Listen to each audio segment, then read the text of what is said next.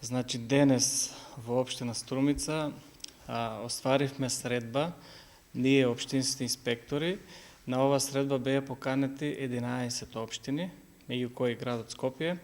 Присутни беа од 9 општини, значи од овој микрорегионот, и имавме представници од Западна Македонија, конкретно Струга. Се разговараше за наши проблеми, ние со кои што се соочуваме во Законот за превоз во патен сообраќај, како и новите закони, Законот за инспекцијски надзор и Законот за прекршоци. Мапирани се нашите проблеми, како што кажав, и тие проблеми кои што се случуваат во Струмица, со право ќе кажам дека ги има во сите градови во нашата земја.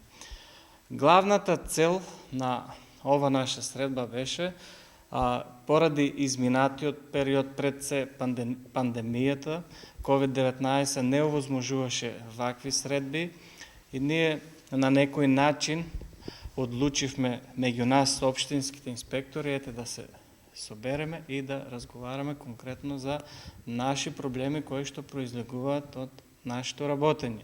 А главната цел на овој состанок е да го минимизираме или намалиме влијанието на така наречените нелиценцирани превозници или меѓу нас кажано диви превозници, кои што од ден на ден ги има и во минатото ги има и денес, а ќе ги има и утре.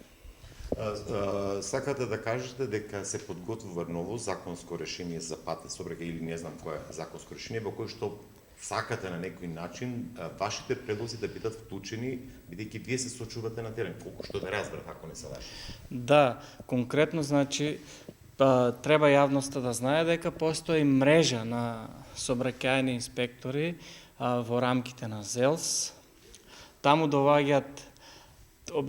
доваѓаат тие текстови или предлог закони, кои што ние може да ги видиме, но конкретно сега има предлог закон кој што ќе биде нов, се уште не е достапен лично до нас и затоа ние во овој временски период ја остваривме ова средба, да успееме преку нашите народни представници, пратеници, на некој начин овој заклучок кој што ќе биде за некој ден во хартиена форма, биде предаден таму и ако имаме, се надевам, и преку Министерство за транспорт и врски да биде вметнато.